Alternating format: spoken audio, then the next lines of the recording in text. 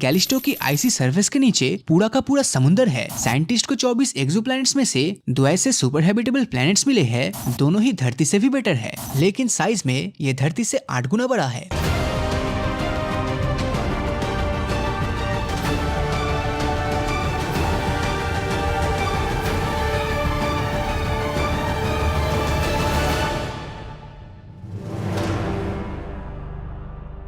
हमारे solar system में ही एक ऐसा प्लेनेट मौजूद है जिस पर रहने की कंडीशन धरती से भी बेटर है, पर इसके बावजूद कोई इसको नोटिस तक नहीं कर रहा। इसका नाम है कैलिस्टो, जो कि जुपिटर का सेकंड लार्जेस्ट मून है। और इस इमेज के अंदर आप जिस व्हाइट चीज को देख रहे हो वो असल में कैलिस्टो पर मौजूद बर्फ ही है। शुरुआत में तो इसे सोलर सिस्टम की एक डेड इनएक्टिव रॉकी बॉडी घोषित किया गया था, पर 1990s में साबित हो गया कि कैलिस्टो की आइसी सरफेस के नीचे पूरा का पूरा समुंदर है, जिसका इस्तेमाल जल्दी रॉकेट प्रोपेलेंट्स बनाने के लिए किया जाने वाला है। एस्ट्रोनॉमर्स ने कैलिस्टो के ऊपर एक एटमॉस्फेयर को भी डिटेक्ट किया है और उनका अंदाजा है कि अगर जुपिटर से आ रही रेडिएशन को रोक दिया जाए तो इंसान जुपिटर की इस चांद पर बहुत ही आसानी से सांस भी ले पाएगा। हमारी करंट अंडरस्टैंडिंग के हिसाब से देखें तो फिलहाल धरती ही यूनिवर्स का इकलौता ऐसा प्लेनेट है जहाँ पर लाइफ एग्जिस्ट करती है, लेकिन पिछले समय साइंटिस्ट ने यूनिवर्स के अंदर कुछ ऐसे हैबिटेबल प्लैनेट्स खोज निकाले जो न सिर्फ सभी मायनों में हमारी धरती से बेटर है, बल्कि इन पर जाने के बाद आपको बिल्कुल किसी सुपर ह्यूमन वाली फीलिंग आएगी।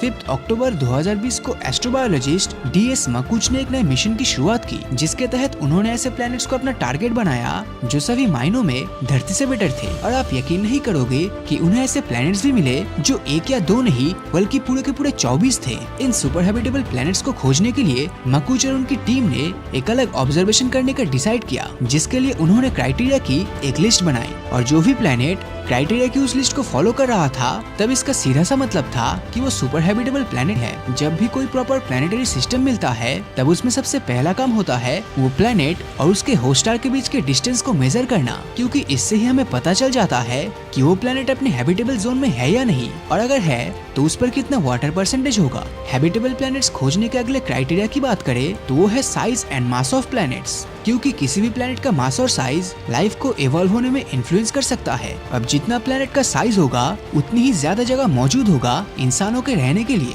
और प्लैनेट्स का मास जितना ज्यादा होगा उतनी ही ज्यादा उस पर ग्रेविटी भी होगी, और इसी ज्यादा ग्रेविटी की वजह से वो प्लैनेट हवा को जमीन के करीब रखेगा, जिससे उसका एटमॉस्फेयर काफी ज्यादा मोटा और स्टेबल रहेगा। साइज और मास वाले क्राइटेरिया के बाद अब बात करते हैं हमारे नेक्स्ट क्राइटेरिया यानी कि टेम्परेचर की, जिसमें इन प्लैनेट्स का टेम्परेचर धरती से 5 डिग्री सेल्सियस ऊपर या नीचे हो सकता है, क्योंकि धरती के मिडिल वाले एरिया यानी ट्रॉपिकल रीजन में पनप रहे माइक्रोब्स इसी तरह के एक्सट्रीम टेम्परेचर में सरवाइव करते हैं। अब इन्हीं सभी फैक्टर्स को ध्यान में रखते हुए साइंटिस्ट को 24 एक्सोप्लैनेट्स में से 2 ऐसे सुपर हैबिटेबल प्लैनेट्स मिले हैं जिनका सरफेस टेम्परेचर और एटमॉस्फेयर दोनों ही धरती से भी बेटर है, जिनमें से एक है ल्यूटेन B प्लैनेट।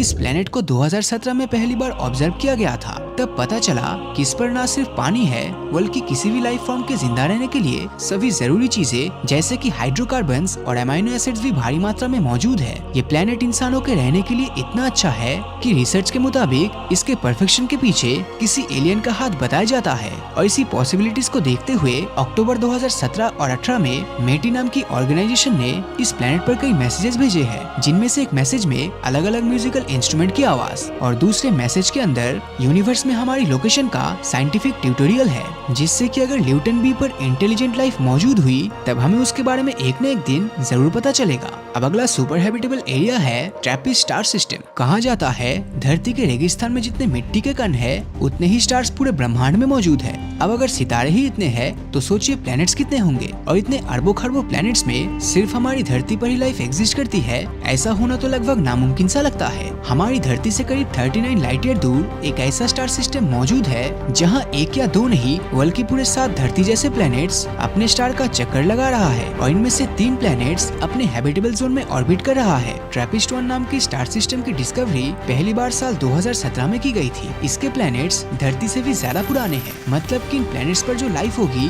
वो धरती के पूरी तरह फॉर्म होने से पहले लगभग 3 बिलियन साल तक ऑलरेडी डेवलप कर गई होगी। अब ये सभी प्लैनेट्स बृहस्पति ग्रह के साइज जितने एक टाइनी रेड स्टार का चक्कर लगा रहा है और ये स्टार हमारे सूरज के कंपैरिजन में काफी ठंडा है। ये प्लेनेट अपनी ऑर्बिट पर टाइडली लॉक्ड भी है, मतलब कि इनकी एक साइड स्टार को फेस करते हुए हमेशा गर्म रहता है और दूसरी साइड बिल्कुल उसका उल्टा यानी कि ठंडा रहता है और ये खुद अपने एक्सिस पर चक्कर नहीं लगाती। अगर ये सभी कंडीशंस परफेक्ट रही तब ठंड और गर्मी वाले रीजन के बीच में एक ऐसी पतली सी स्ट्रिप एरिया होगी जहाँ जीवन आराम से पनप सके। वैसे ट्रैपिस्ट सोलर सिस्टम में प्लैनेट्स एक दूसरे के इतने ज्यादा करीब है कि अगर आप इनमें से किसी एक पर खड़े होकर आसमान में देखेंगे तब आपको स्टार सिस्टम के बाकी प्लैनेट्स अपने चारों तरफ घूमते हुए दिखेंगे। TOI star system. इस स्टार सिस्टम में दो प्लैनेट्स इसके हैबिटेबल जोन में आता है जो कि है TOI 700d और TOI 700e।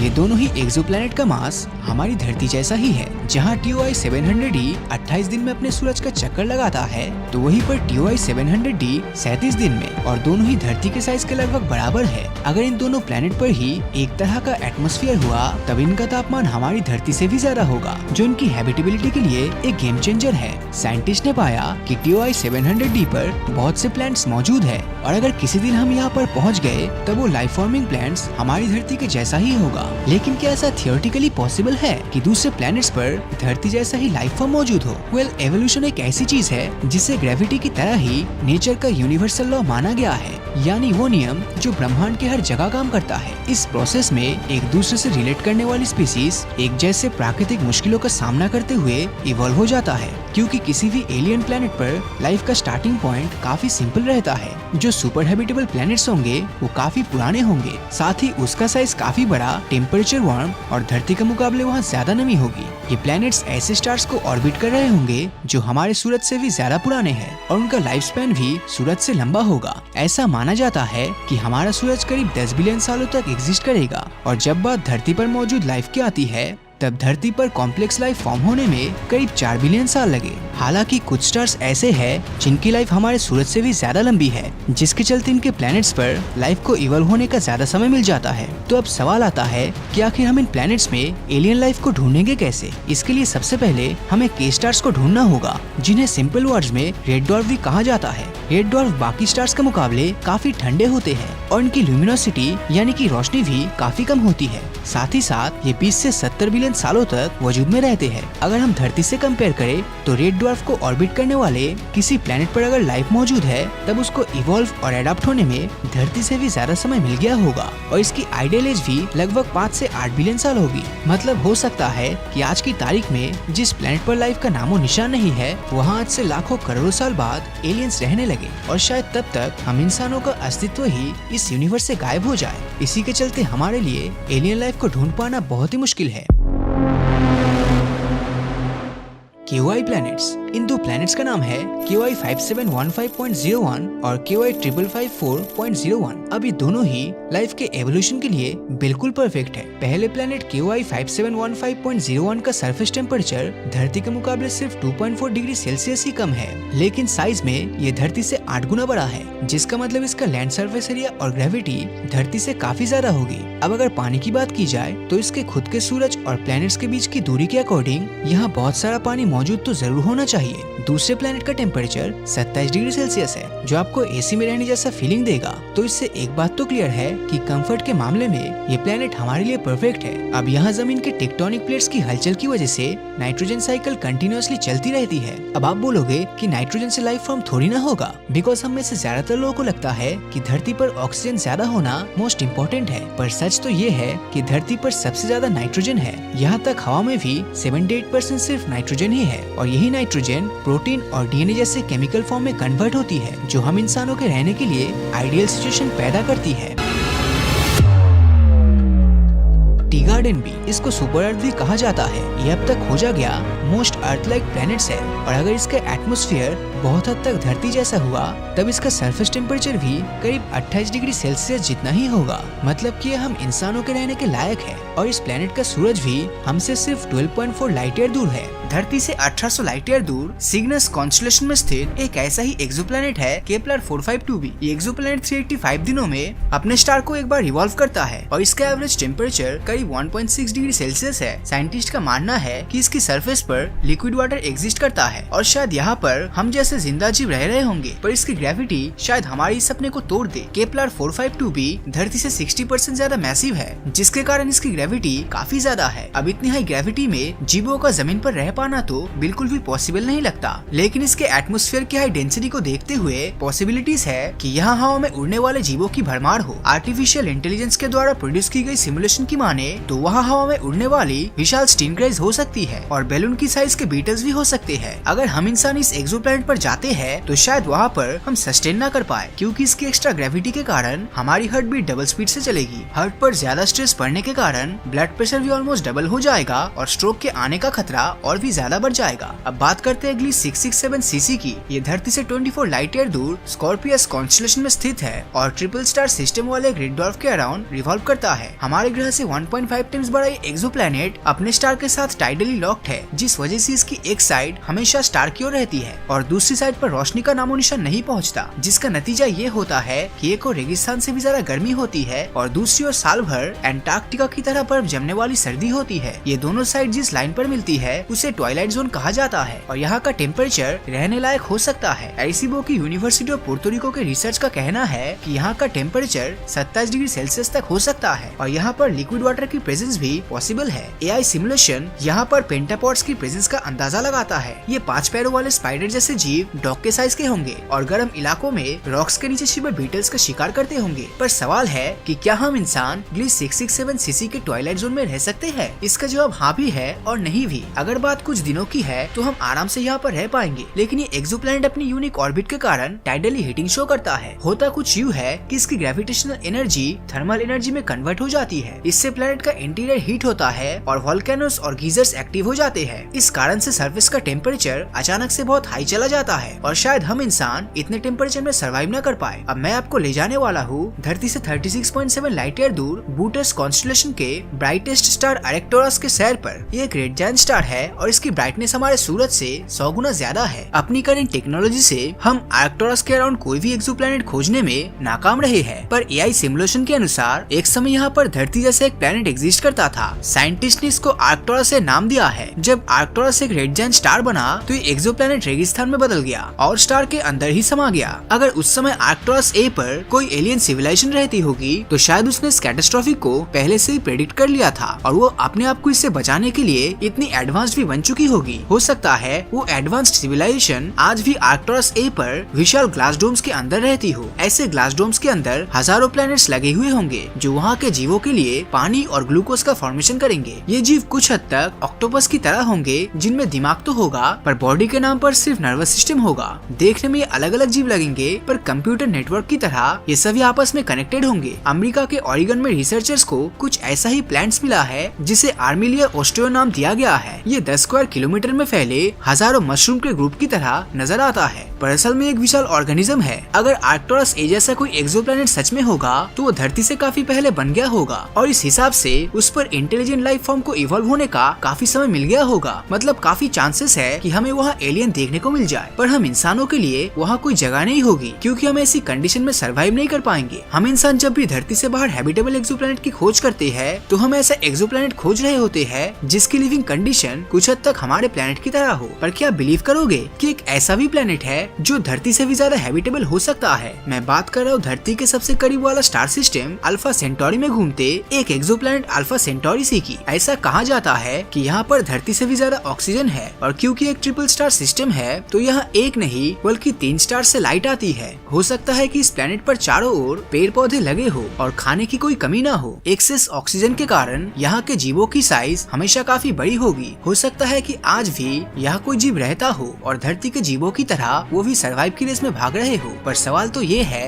कि क्या हम इंसान इस प्लेनेट को अपना फ्यूचर होम बना सकते हैं? एआई सिमुलेशंस और साइंटिफिक स्टडी में ये पाया गया है कि लाइफ की पॉसिबिलिटीज के लिए ये प्लेनेट धरती से भी बेहतर होना चाहिए। यहाँ का टेम्परेचर इंसानों के लिए ऑप्टिमम होगा और यहाँ पर लिक्विड वाटर की प्रेजेंस भी होगी। पर ट्रिपल स्टार सिस्टम में होने के कारण यहाँ के सीजन चेंजेस बहुत ही एक्सट्रीम लेवल का मौसम ला सकता है। जैसे यहाँ गर्मियों के मौसम में तापमान 60 डिग्री सेल्सियस को टच कर सकता है और सर्दियों के मौसम में ये -90 90 डिग्री तक पहुंच जाता है। इतना एक्सट्रीम टेम्परेचर हमें धरती पर 1000 सालों में एक बार ही देखने को मिलता है। चाहे सहारा के गर्म रेगिस्तान हो या अंटार्कटिका का बर्फीला मैदान, हम इंसानों ने हर जगह अपनी प्रेजेंस बनाई है और हम स्पेशल इक्विपमेंट्स की मदद से अल्फा सेंटोरी सी पर भी जरूर सर्वाइव कर लेंगे। साल 2005 में साइंटिस्ट के पास सैटर्न के मून टाइटन से एक ऐसा सिग्नल आता है जो इस बात की ओर इशारा करता है कि हमारे सोलर सिस्टम में हम इंसानों के अलावा भी कोई और एलियन लाइफ मौजूद है। इस सिग्नल में कुछ ऐसा था जिससे साइंटिस्ट को टाइटन पर वाटर, हाइड्रोजन, मीथेन और नाइट्रोजन साइकिल होने के सबूत मिले। और ये सारी चीजें कोई नॉर्मल बात नहीं है, क्योंकि ये चीजें वही है जिनके कारण आज धरती पर भी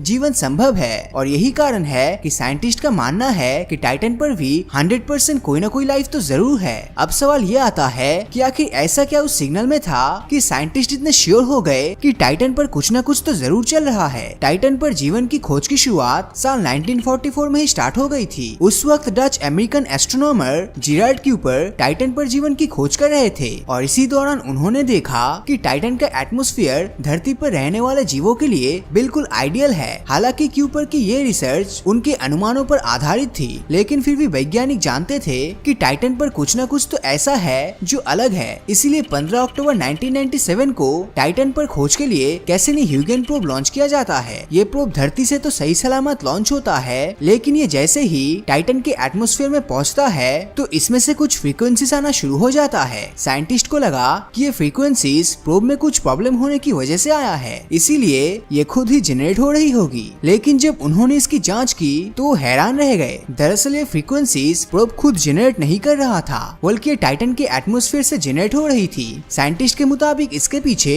दो कारण हो सकते थे, या तो टाइटन का एटमॉस्फेयर ये फ्रीक्वेंसी जनरेट कर रहा था, या फिर वहाँ पर मौजूद किसी दूसरे एलियन लाइफ के कारण ये सब हो रहा था। अब जब प्रोब ज्यादा टेस्टिंग के लिए टाइटन की जमीन पर उतरता है और वहाँ पर मिट्टी के कुछ सैंपल्स लेता है तो वहाँ उसे कुछ अजीब दिखाई देता है। जब उसने टाइटन की मिट्टी की केमिकल टेस्टिंग की तो पता चला कि टाइटन के एटमॉस्फेयर में हाइड्रोजन फॉर्मेशन तो होता है और ये पूरे एटमॉस्फेयर में इक्वली डिस्ट्रीब्यूट भी हो रहा है, लेकिन जहाँ ये हाइड्रोजन अपने हल्के वेट के कारण एटमॉस्फेयर में रहना चाहिए वहीं पर ये गायब हो रहा है। अब ये हैरानी की बात इसलिए है क्योंकि हमारी धरती पर कई ऐसे स्पीसीज है जो धरती के एटमॉस्फेयर से हाइड्रोजन खींचकर जिंदा रहती है, और अगर हम इसे टाइटन पर देखें तो टाइटन पर भी यही हो रहा है। इसीलिए साइंटिस्टों का अनुमान है कि टाइटन पर भी ऐसी स्पीसीज मौजूद है। इसके अलावा टाइटन के एटमॉस्फेयर में एसिटिलीन और नाइट्रोजन का अमाउंट बहुत ही कम है। धरती पर कई ऐसे ग्राउंड वाटर माइक्रो ऑर्गेनिज्म है जो एसिटिलीन पर जिंदा रहती है, इसीलिए पॉसिबिलिटीज है कि टाइटन पर भी ऐसे ही माइक्रो ऑर्गेनिजम्स है। लेकिन इन माइक्रो ऑर्गेनिजम्स के बारे में सबसे खास बात ये है कि ये पानी में नहीं बल्कि इथेन और मीथेन में रहता है। साइंटिस्ट के मुताबिक यही माइक्रो ऑर्गेनिजम्स टाइटन के एटमॉस्फेयर में नाइट्रोजन की मात्रा बढ़ा रहे हैं और यही नाइट्रोजन साइकिल हमें धरती पर भी दिखाई देती है। टाइटन पर होने वाले वोल्केनिक इरप्शन भी इससे जुड़ी लाइफ के बारे में काफी कुछ बताता है। जब साइंटिस्ट ने इसकी मिट्टी के सैंपल्स की जांच की तो उन्हें पता चला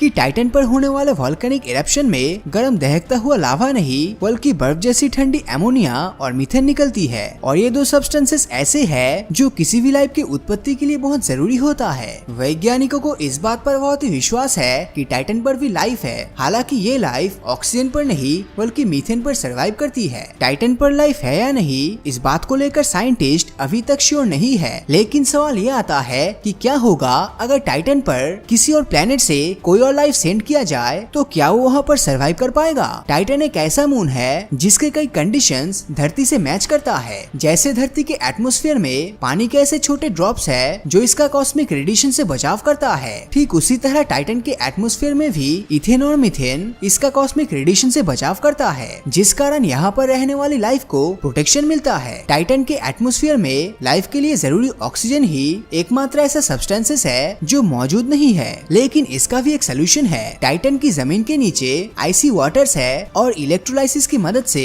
हम आइसी वाटर से ऑक्सीजन जनरेट कर सकते हैं, जिसका मतलब है कि हमें ऑक्सीजन के लिए परेशान होने की जरूरत नहीं है। टाइटन का कंपैरिजन अगर हमारे पड़ोसी मंगल से करे तो मंगल पर ना तो पानी है और ना ही एटमॉस्फेयर है, जिसका मतलब है कि भविष्य में ह्यूमन कॉलोनाइजेशन के लिए टाइटन मार्स से अच्छा ऑप्शन हो सकता है। लेकिन टाइटन भी हमारे लिए पूरी तरह से परफेक्ट नहीं है, इसमें भी कुछ प्रॉब्लम्स है। जैसे धरती के मुकाबले टाइटन सूरज से बहुत ही दूर है, जिस कारण यहाँ पर धरती की सिर्फ 1% सनलाइट ही पहुँचती है और इसमें से 90% सनलाइट तो इसका मोटा एटमॉस्फेयर ही एब्जॉर्ब कर लेता है, जिस कारण सरफेस तक हीट नहीं पहुंच पाती है और सरफेस का टेम्परेचर -179 डिग्री सेल्सियस तक चला जाता है। और धरती पर तो हम -30 डिग्री के नीचे के टेम्परेचर पर भी सरवाइव नहीं कर पाते हैं, तो टाइटन पर तो सोचना ही बेकार है। हालांकि अगर हम हमारी धरती को देखें तो 3.7 बिलियन साल पहले धरती भी टाइटन जैसा ही थी, लेकिन इसी दिन हुए एक इलेक्ट्रिक स्पार्क ने सब कुछ बदल कर रख दिया। धरती पर मौजूद फास्फोरस और हाइड्रोकार्बन्स को ब्रेक करके